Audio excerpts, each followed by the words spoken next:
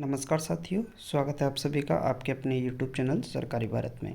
दोस्तों, आज से आपके लिए मॉडर्न हिस्ट्री की क्लास शुरू हो चुकी है और मॉडर्न हिस्ट्री के जो भी क्वेश्चंस बनते हैं वो आपके इन क्लासेस से आपको मिल जाएंगे। तो आपकी आज की फर्स्ट क्लास है और जो भी क्वेश्चंस आपके एग्जामिनेशन में पूछे जाते हैं वो इन्हीं क्लासेस से रिपीटेड करके पूछे जाते हैं।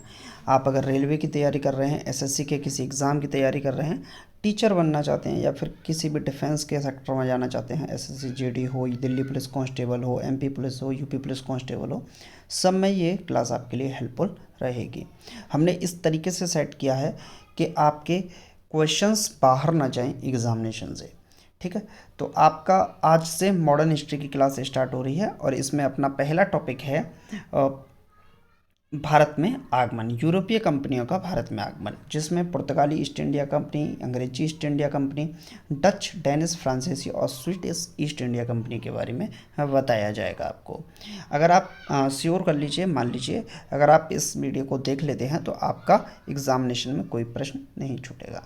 देखिए, सबसे पहले बात करते हैं मध्यकाल में भारत को पश्चिमी देशों से जोड़ने वाले दो समुद्री मार्ग थे। अगर भारत की बात की जाए तो यहाँ पर ये भारत है इस तरीके से, तो ये भारत का हिस्सा है। तो यहाँ पर अगर बात करें तो एक रास्ता था ये वाला भारत को जोड़ने वाला और एक रास्ता था ये वाला। ये है फारस और फारस की खाड़ी वाला मार्ग और ये है लाल सागर वाला मार्ग। यहाँ पर अगर हम बात करें, फारस की खाड़ी और ओमान की खाड़ी को हार्मुज जल संधि के द्वारा जोड़ा जाता है और यह भारत के लिए रास्ता देती है। यहाँ पर अगर बात की जाए, लाल सागर वाला मार्ग है, यहाँ से ये भारत को रास्ता, तो भारत में व्यापारिक मार्ग के दो रास्ते थे। अगर भारत में कोई व्यक्ति व्यापार करना चाहता है तो वो इन दो मार्गों से सुगमता से पहुँच सकता है, भूमध्य सागर से होते हुए लाल सागर और लाल सागर से होते हुए यहाँ पर भारत की ओर चल सकता है। ज़्यादातर व्यापार फारस की खाड़ी से जाने वाले मार्ग से होता था। सबसे ज़्यादा व्यापार किससे होता था? इस वाले मार्ग से होता था, क्योंकि ये वाला मार्ग थोड़ा दूर पड़ जाता था, तो जिसे अधिक प्राथमिकता दी जाती थी, क्योंकि दो कारणों से लाल सागर का मार्ग दुष्कर था। अब लाल सागर का मार्ग दुष्कर क्यों था? ये वाला थोड़ा कठिन था। मार्ग में अत्यधिक कोहरा का पड़ना, इस मार्ग में क्या होता है, ज़्यादातर कोहरा पड़ता था, इस वजह से जहाज़ों की आवाजाही में, जो शिप वगैरह होती थी, उनमें समस्या आती थी। मार्ग में चट्टानें यहाँ पर पड़ती थी तो उनकी समस्या के कारण भी यहाँ पर समस्या आती थी। एशिया में यूरोप को जाने वाली वस्तुएं अनेक राज्यों एवं मार्गों से होकर गुजरती थीं और हर राज्य को चुंगी या मार्ग कर देने पड़ते थे। अब मान लीजिए कि कोई भी जहाज़ है, यहाँ से निकल रहा है या यहाँ से निकल रहा है, तो इनको यहाँ पर या यहाँ पर चुंगी या कर देना पड़ता था, यानी कि टैक्स इनको देना पड़ता था।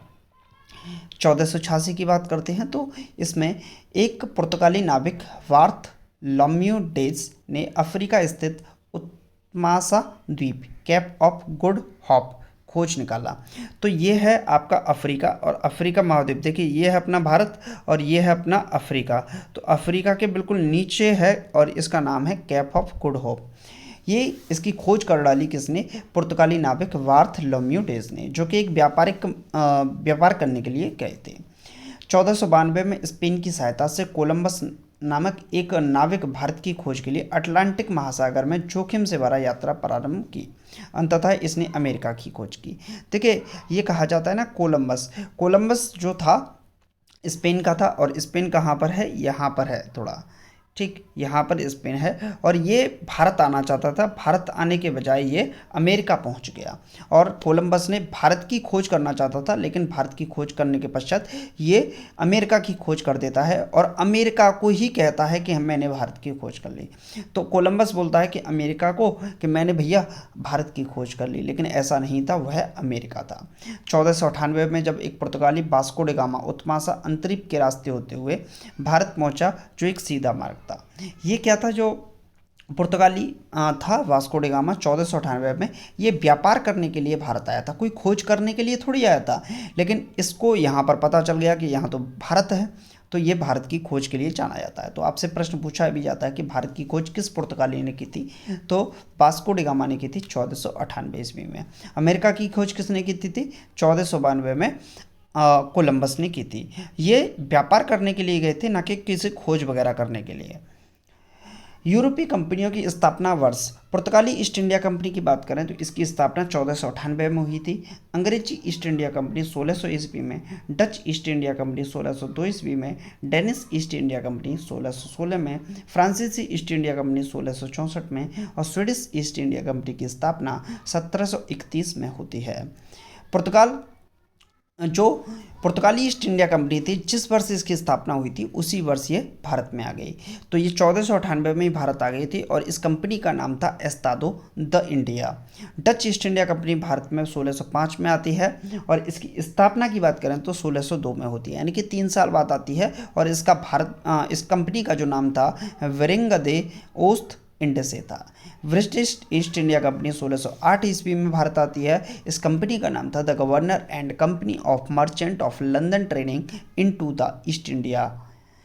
डेनिश ईस्ट इंडिया कंपनी का नाम 1616 में आती है भारत में और इस कंपनी का नाम था डेनिश ईस्ट इंडिया कंपनी। और इसके बाद अंततः फ्रांसीसी आते हैं 1667 में और इस ईस्ट इंडिया इसका नाम था इसकी कंपनी का कंपनी द एंड ओरिएंटल।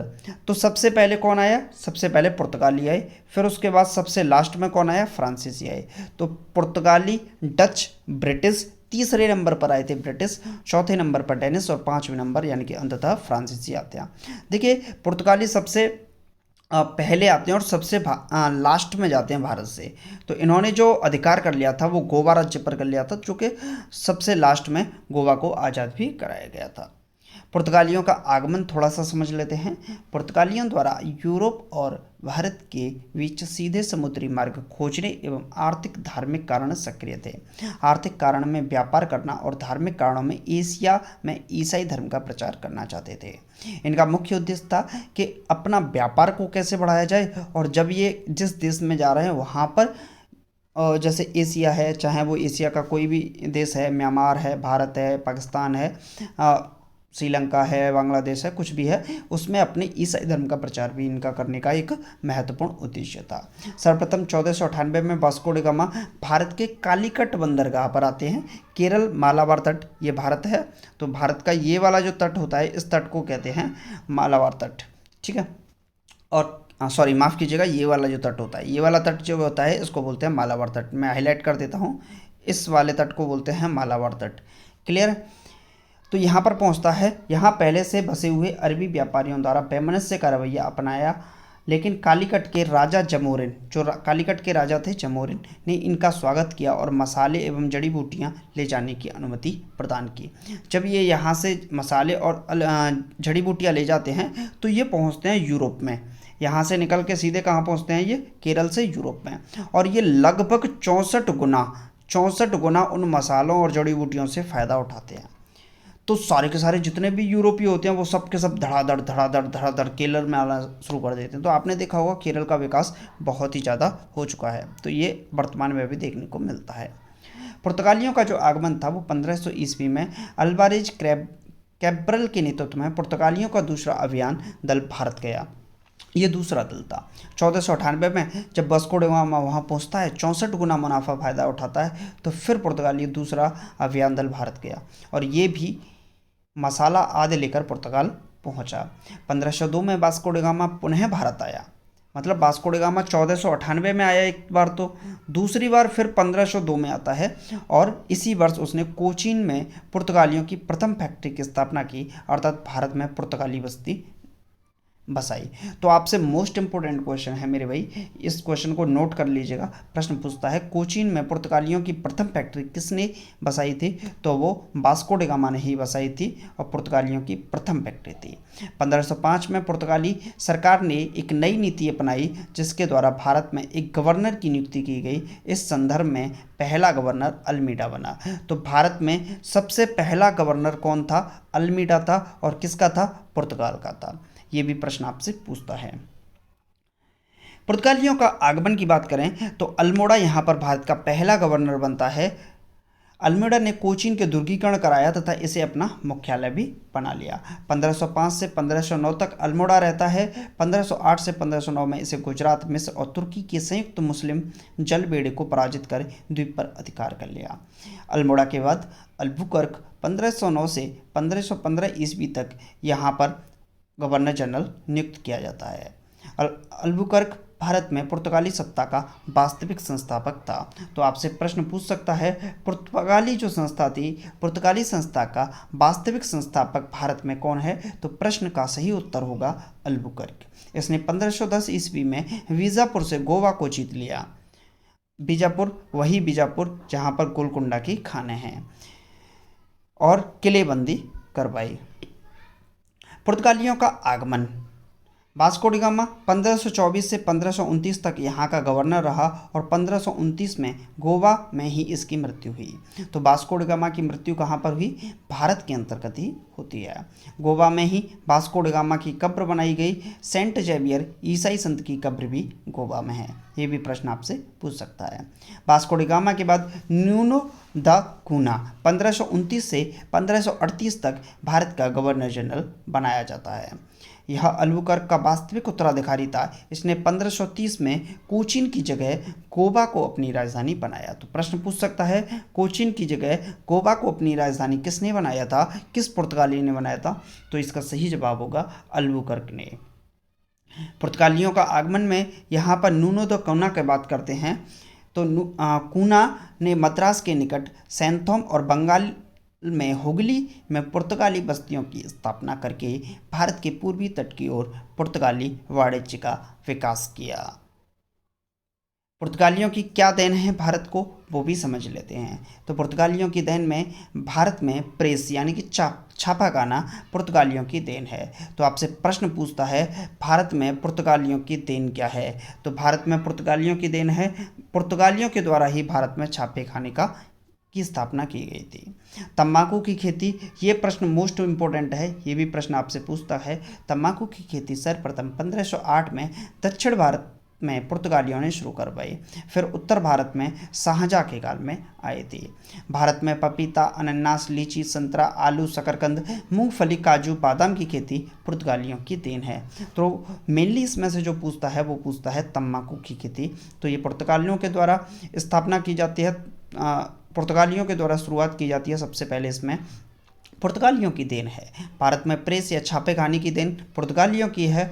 पपीता हो, अनानास हो, लीची, संतरा, आलू, शकरकंद हो या मूंगफली, काजू, बादाम हो, इनकी खेती भी पुर्तगालियों की देन है। प्रमुख पुर्तगाली गवर्नर। तो प्रमुख पुर्तगाली गवर्नर की बात कर लेते हैं। सबसे पहले 1505 से 1509 में अल्मीडा भारत के प्रथम पुर्तगाली गवर्नर बनते हैं। मिस्र, तुर्की और एवं गुजरात की संयुक्त मुस्लिम जलबेड़े को इन्होंने पराजित किया था। कोचीन का दुर्गीकरण कराया। केन्नानौर में पुर्तगाली फैक्ट्री की स्थापना कराई। तो ये प्रश्न इनसे पूछे जा सकते हैं। अल्बुकर्क 1509 से 1515 तक रहते हैं। 1510 में गोवा को जीतकर पुर्तगाली आधिपत्य स्थापना की। भारत में पुर्तगाली सत्ता का वास्तविक संस्थापक भी अल्बुकर्क को कहा जाता है। नूनो द कूना कोचीन के स्थान पर गोवा को राजधानी बनाया। 1529 से 1538 तक रहते हैं। पूर्वी तट की ओर पुर्तगाली वाणिज्य का विस्तार। हुगली एवं सैंथोम पुर्तगाली फैक्ट्री की स्थापना इनके द्वारा की जाती है। चूँकि पुर्तगालियों के बाद अब बात आती है डचों के आगमन की। डच हॉलैंड या नीदरलैंड के निवासी थे। तो आपसे प्रश्न पूछ सकता है, डच कहाँ के निवासी थे? तो डच हॉलैंड या नीदरलैंड के निवासी थे। सर्वप्रथम 1595 में कार्नेलियस सर्वप्रथम 1595 ईस्वी में कार्नेलियस हाउटमैन के नेतृत्व में डचों का पहला अभियान दल सुमात्रा पहुंचा। तो आपसे प्रश्न पूछ सकता है, सबसे पहले डचों का आगमन कहाँ पर हुआ था? तो ये सुमात्रा में हुआ था। अब आप कहेंगे कि सर सुमात्रा कहाँ है? तो सुमात्रा यहाँ पर है इंडोनेशिया। इंडोनेशिया से ही होते हुए सुमात्रा द्वीप से होते हुए भारत पहुँचा जाता है।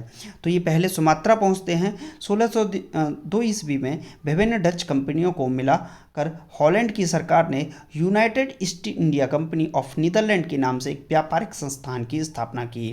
कुछ कंपनियां थीं और डच कंपनियां जो थीं उन सभी छोटी छोटी कंपनियों को मिलाकर एक बड़ी यूनाइटेड ईस्ट इंडिया कंपनी की ऑफ नीदरलैंड का निर्माण किया जाता है और इसकी स्थापना की जाती है। तो आपसे प्रश्न पूछ सकता है कि डच कहाँ गए थे? तो हॉलैंड या नीदरलैंड के निवासी थे। ये भी भारत में किस लिए आना चाहते थे? तो व्यापार के उद्देश्य से भारत में अपना आगमन करना चाहते थे। अंग्रेजी कंपनी का आगमन, क्योंकि डचों की बात करें तो इनका ज़्यादा इतिहास नहीं रहा है और इनसे ज़्यादा अब तीसरे नंबर पर आते हैं अंग्रेजी कंपनियों का आगमन होता है।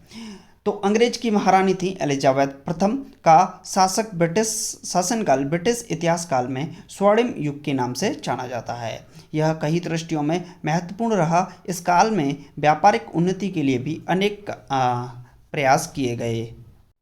महारानी एलिजाबेथ प्रथम के समय 31 दिसंबर 1600 ईस्वी को एक विशाल व्यापारिक संघ की स्थापना हुई, जिसका नाम रखा गया the governor and company of merchant of London trading in to the East Indies. इस कंपनी में अनेक शेयर होल्डर थे। तो महारानी एलिजाबेथ 31 दिसंबर 1600 ईस्वी को एक बहुत बड़ा व्यापारिक संगठन बना देती हैं और इस संगठन का नाम the governor and companies of merchant of London trading into the East Indies रखा जाता है और इस कंपनी के कई सारे होल्डर बनाए जाते हैं। अंग्रेजी कंपनी की पहली यात्रा 1601 ईस्वी में जब कंपनी के जहाज इंडोनेशिया गए। सर्वप्रथम 1608 में कैप्टन हॉकिंस के नेतृत्व में कंपनी का पहला प्रतिनिधिमंडल हेक्टर नामक जल जहाज से भारत में सूरत पहुंचा। तो प्रश्न आपसे पूछ सकता है कि अंग्रेज सबसे पहले कहां पर आए थे। तो अंग्रेज आए थे कैप्टन हॉकिंस के नेतृत्व में हेक्टर नामक जल जहाज से और सूरत पहुंचे। यहां पर अंग्रेजों की पहली अस्थायी फैक्ट्री की स्थापना की जाती है। कैप्टन हॉकिंस सूरत से जहांगीर के दरबार में पहुंचे और जहांगीर इस कैप्टन हॉकिंस को इंग्लिश खान की उपाधि दे देते हैं, यानी कि इनको जहांगीर ने इसे 400 का मनसब और खान या इंग्लिश खान की उपाधि इनको दी जाती है। तो कैप्टन हॉकिंस को जहांगीर के द्वारा क्या कहा जाता है, इंग्लिश खान कहा जाता है। 1611 ईस्वी में अंग्रेजों ने पूर्वी तट पर स्थित मसूलीपत्तनम में अपनी दूसरी फैक्ट्री की स्थापना की। 1613 ईस्वी में सूरत की फैक्ट्री को स्थायित्व प्राप्त हुआ। तो आपसे पूछ सकता है सूरत की फैक्ट्री सबसे पहले अंग्रेज कहाँ पर खोलते हैं, सूरत में खोलते हैं। और पुर्तगालियों की बात की जाए तो ये सबसे पहले अपनी फैक्ट्री कोचीन में खोलते हैं। क्लियर है। 1615 में ब्रिटिश सम्राट जेम्स प्रथम के राजदूत के रूप में सर टॉमस रो जहांगीर के दरबार में आया। तो जहांगीर के दरबार में कौन आया, कैप्टन हॉकिंस के बाद में ब्रिटिश सम्राट जेम्स प्रथम के राजदूत के रूप में सर टॉमस रो आते हैं। यह 3 वर्षों तक 1618 ईस्वी तक जहांगीर के दरबार में रहा था। इसने व्यापार करने से संबंधित तथा व्यापार करों को छूट से संबंधित 2 लाइसेंस कंपनी के लिए प्राप्त किया, यानी कि जहांगीर ने अब इन कंपनियों को लाइसेंस देने की शुरुआत कर दी थी। 1632 में अंग्रेजों ने गोलकुंडा के सुल्तान अब्दुल्ला कुतुब शाह से 500 पाउंड वार्षिक कर देने के बदले गोलकुंडा के सभी बंदरगाहों से व्यापार करने का अधिकार प्राप्त कर लिया। गोलकुंडा के अब्दुल्ला कुतुब शाह को 500 पाउंड वार्षिक टैक्स देते हैं ये, और गोलकुंडा के जितने भी बंदरगाह होते हैं, पोर्ट्स होते हैं, उनको व्यापार के उद्देश्य से उन पर अधिकार प्राप्त कर लेते हैं। लाभकारी फरमान होने के कारण इसे सुनहरा फरमान के नाम से जाना जाता है। तो प्रश्न कभी कभी पूछा जाता है, इतना ज़्यादा इम्पोर्टेंट भी नहीं है, सुनहरा फरमान के नाम से किसे जाना जाता है। क्लियर है। चलिए 1629 में चंद्रगिरी के शासक से अंग्रेजों ने मद्रास के पट्टे पर प्राप्त किया। यहाँ पर अंग्रेजों ने सेंट जॉर्ज नामक किले का निर्माण कराया था। तो आपसे प्रश्न पूछ सकता है सेंट जॉर्ज नामक किले का निर्माण किसने करवाया था, तो अंग्रेजों ने करवाया था। कहाँ पर करवाया था, तो मद्रास में करवाया था। किसके शासनकाल में, चंद्रगिरी के शासक से। ठीक। 1661 ईस्वी में ब्रिटेन के सम्राट चार्ल्स सेकंड का विवाह पुर्तगाली राजकुमारी कैथरीन के साथ हुआ। इस उपलक्ष्य में पुर्तगालियों से दहेज के रूप में बम्बई चार्ल्स सेकंड को प्राप्त होती है। अंग्रेज बहुत चतुर थे।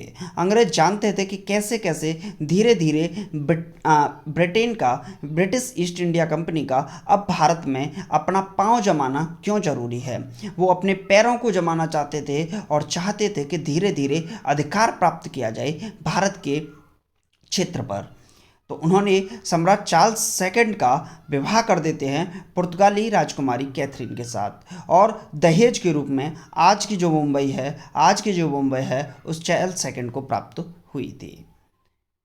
अंग्रेजी कंपनी का आगमन के रूप में अगर देखा जाए तो 1669 में चार्ल्स सेकंड ने बम्बई को 10 पाउंड वार्षिक किराए पर, अब चार्ल्स सेकंड भी खतरनाक व्यक्ति थे, इन्होंने क्या किया कि जो बम्बई थी उसे 10 पाउंड किराए वार्षिक किराए पर कंपनी को दे दिया और फिर कंपनी ने ओंगियार को अपना अधिकार नियुक्त कर बम्बई के गांव का शहरीकरण करवा दिया।